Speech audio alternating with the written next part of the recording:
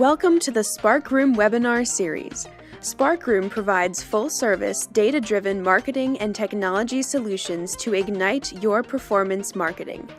Our webinars provide actionable advice and insight to help you better strategize, execute, analyze, and optimize your marketing campaign efforts. Good afternoon. My name is Michelle Verlin, and I'm the Marketing Manager here at Sparkroom. I'd like to welcome everybody to today's webinar, Advanced Geotargeting Strategies, Dramatically Impact Share of Volume and Campaign Performance. Sparkroom is a leader in performance marketing, providing fully transparent, analytics-based strategies that achieve challenging marketing objectives. Sparkroom provides both marketing services and marketing software, allowing for improved efficiency of data-based marketing campaigns through sophisticated strategies inclusive of advanced geotargeting. Today's presenter is Jeff Meola, an account director with Sparkroom who has spent over a decade partnering with schools to help boost their cross-channel marketing performance.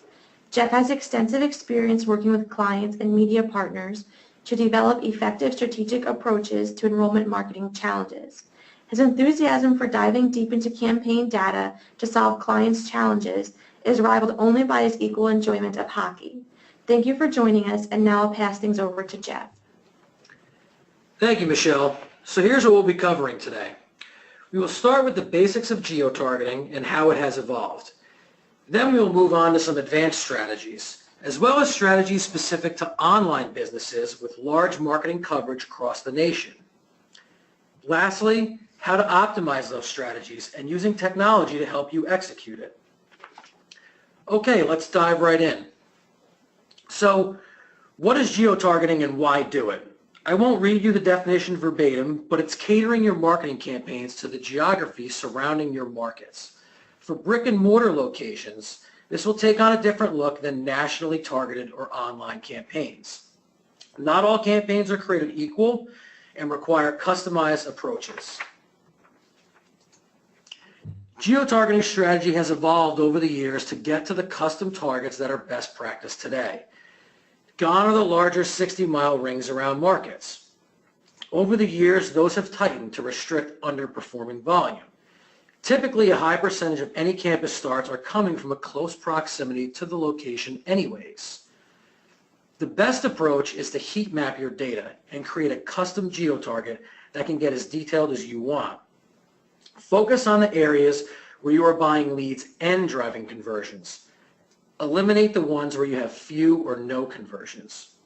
You'll want to continuously repeat this process, refreshing your data set when the sample size is large enough.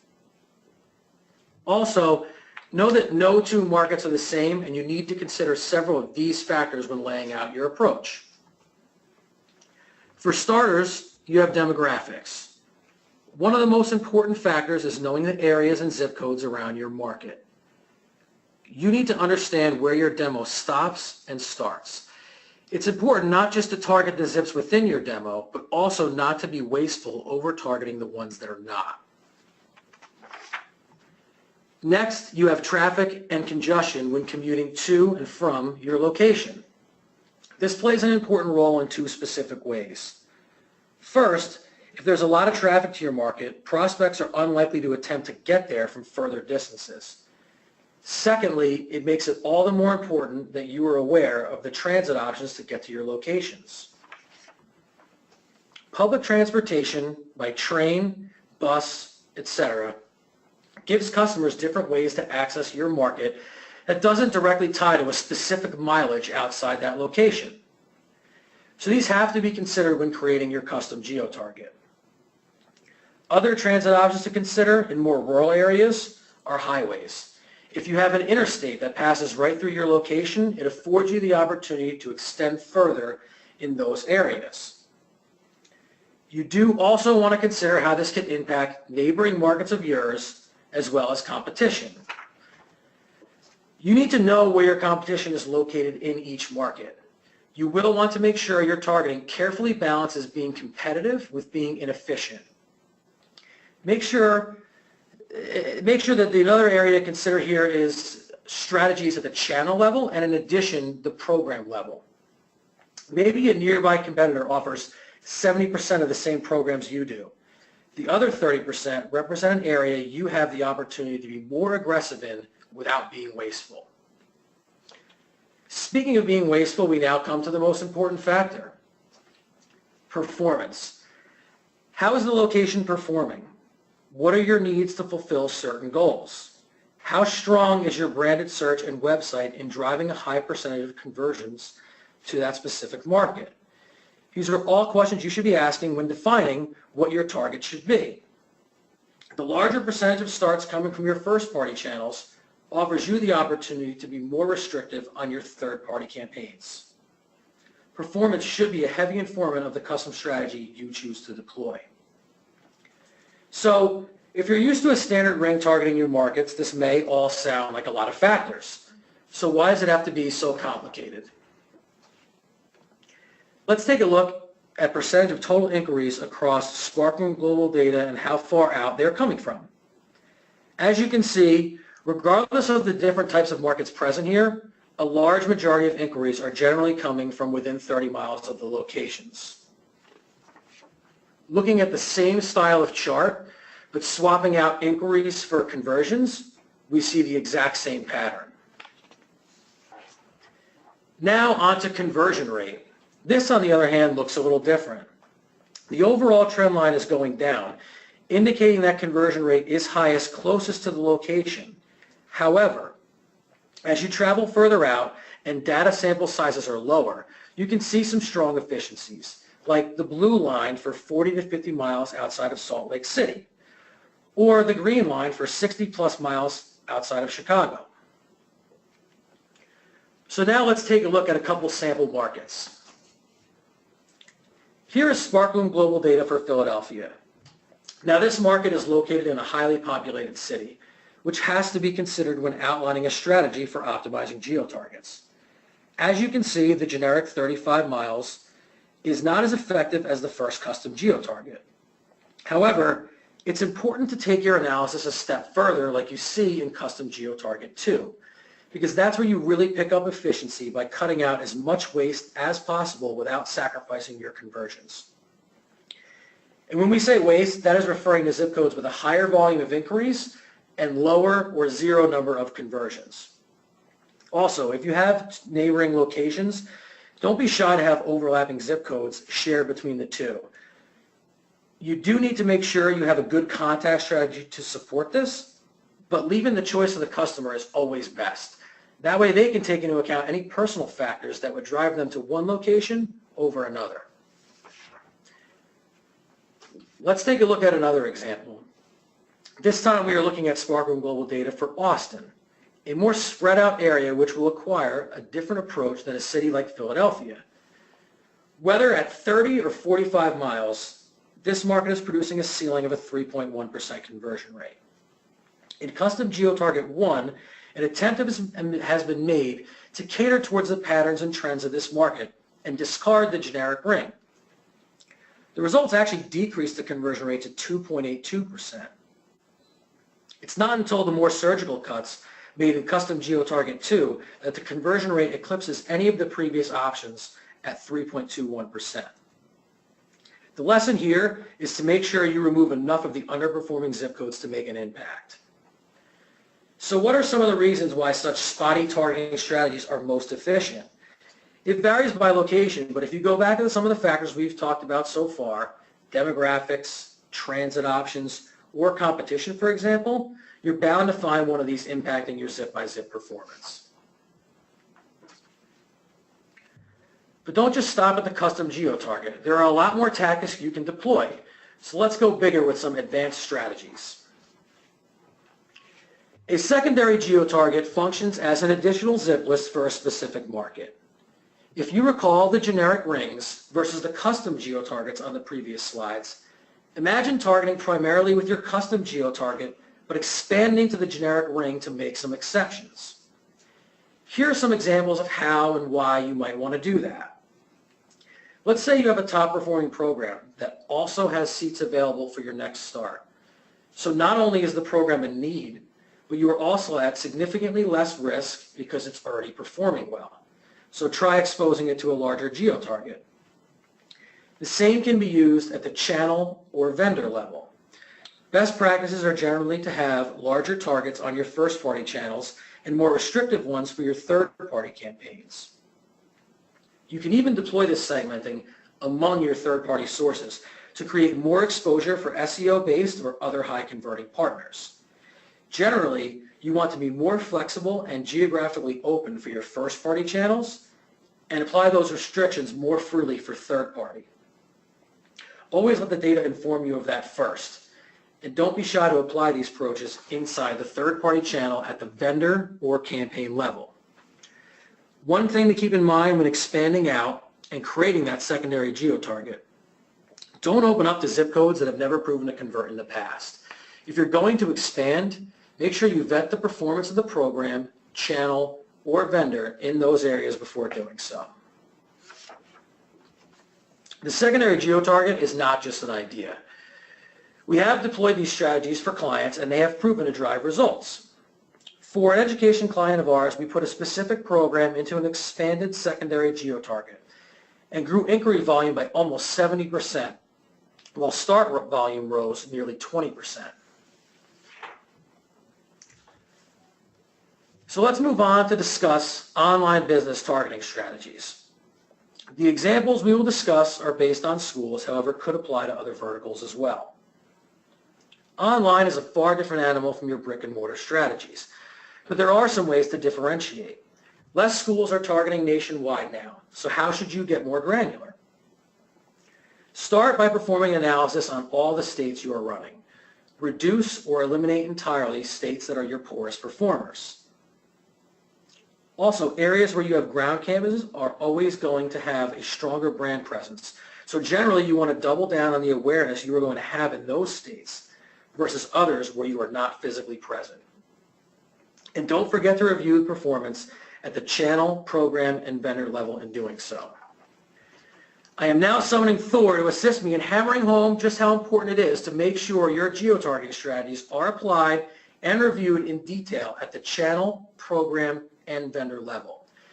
This is where you will be able to find the strategy that best matches the attributes of your school to what the marketplace can do for you.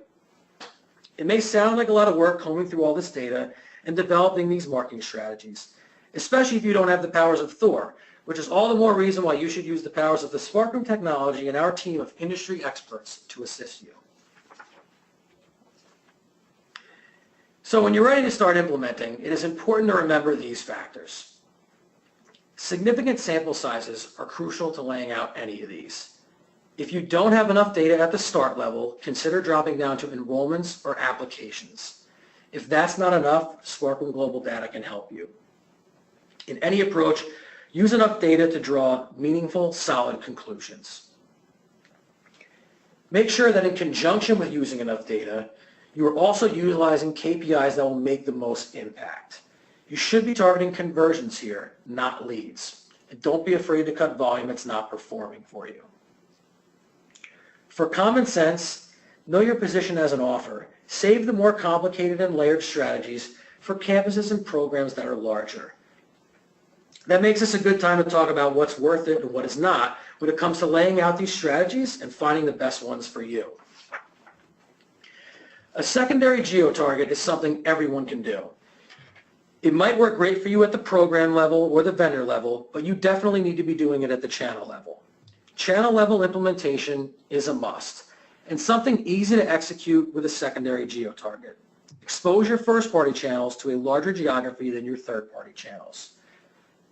Dropping a program into a secondary geo-target is a great thing to do also. Just make sure the program has enough volume to make an impact and you have the technology to support this.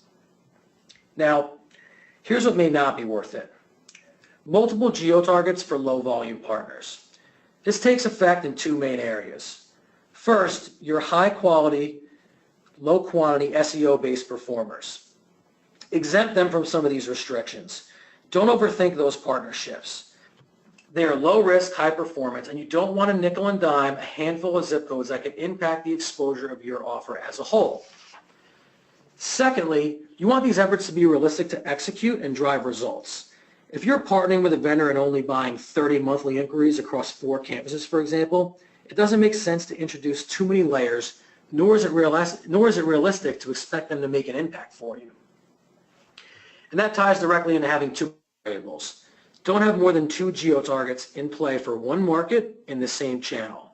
Know the capabilities of your partners and put them in a position to succeed. Everything we have discussed requires not only relevant sample sizes, but accurate data as well. These strategies are being deployed to change the way you target your consumers and have a strong impact on your business. So it's super important that your data is accurate, thorough, integrated, accessible, and available in real time. As I leave you today, the one thing I would recommend everyone to take away from this is to go implement a secondary geo-target, even if it takes a little legwork and, more importantly, drives immediate results. Thank you all for your time. Be safe out there. Thank you so much, Jeff. Now I'll take some questions from the attendees.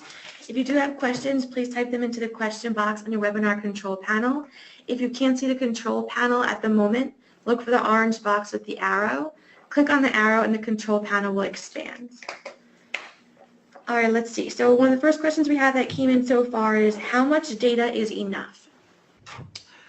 Yeah, so it depends kind of what level you're looking at. I would say for a specific campus, it'll probably take you about 6 months to collect enough data. So maybe that's about 3,000 inquiries. I think once you lay them out into a heat map, you will really see at a specific zip code level, some of the ones closer to the campus are going to have a lot of inquiries and conversions populate, so you'll be able to draw some more significant conclusions there. But when you get further away from the location, you won't see as much data. So there's kind of different levels to where you can start to draw that conclusion, and it'll show you once you map it out. But I would say generally about 6 months at the campus level. Online, you're going to be able to accumulate that a lot faster. You could also combine channels to draw some larger conclusions, but you also want to be careful that you don't, as I mentioned, deploy some of the strategies you would to a first-party channel to a third-party channel, because they should be handled differently. Great, thank you. So the next one is, I don't know how to heat map. What should I do? Yeah, so I guess there's a couple ways. If you're dead set on ending up at one of the heat maps we looked at during the session today, where you have kind of your lead dots in one color and your conversions in another, you're going to need some technology to help, some technology or an agency to help you kind of do that. But in lieu of that, you certainly can just use Excel, list all your zip codes out, and just kind of pivot out the performance and see what the rates are in each zip code. So those are a couple of your options. Great, thank you. How quickly should vendors be able to increase the geo-targeting?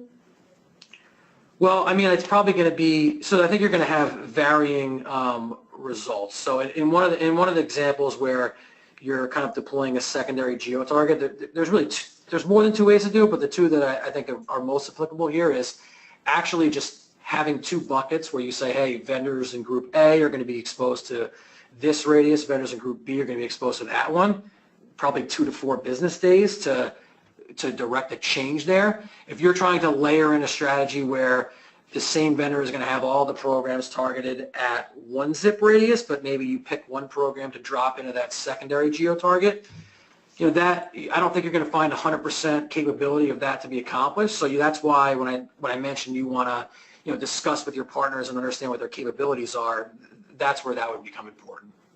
Okay. How can I streamline the management of leads I want versus those I don't want? How can you streamline the management of leads you want versus you don't want? So again, you can kind of roll these out in any tolerance level you want. If you have technology like Sparkroom backing you up, you can get really granular and detailed and really reject leads at a lot of different levels. But if you could also just roll them out and kind of give different lists to different vendors. Again, I wouldn't implement more than 2 of those, but without kind of the technology to validate against that, you won't necessarily be able to stop vendor A from sending, partners in vendor in list A from sending leads maybe to a radius that was accepted for list B. So you're going to need technology to really validate against it. Okay. Now let's see, any thoughts on geo-targeting adjacent zip codes? For example, if we don't have data on the zip codes that are adjacent, but they do look demographically like those where we do convert well, what would you do? So I'm going to assume that means pretty close by. So if that does, and you don't have data on it, and you know that there's demographics that are in that area, I mean, that makes sense to me to target. Again, you might want to test this potentially first with your first-party channels before you open up the floodgates to some more of the third-party volume. But yeah, I mean, anytime you have the demographics that your student is there or someone that looks like your customer is there, I think it makes sense. If you were not talking about something so close, just let us know and we'll reach back out to you directly. Okay, great. All right, so I believe those are all the questions we have time for today. If anyone else does have something they would like to ask us, please feel free to reach out to us at webinars@sparkroom.com, and we'll feel free to contact you back. Thanks so much for joining us today, and we'll hear from you soon. Thank you for your time. For more performance marketing resources, including our series of on-demand webinars, go to sparkroom.com/resources.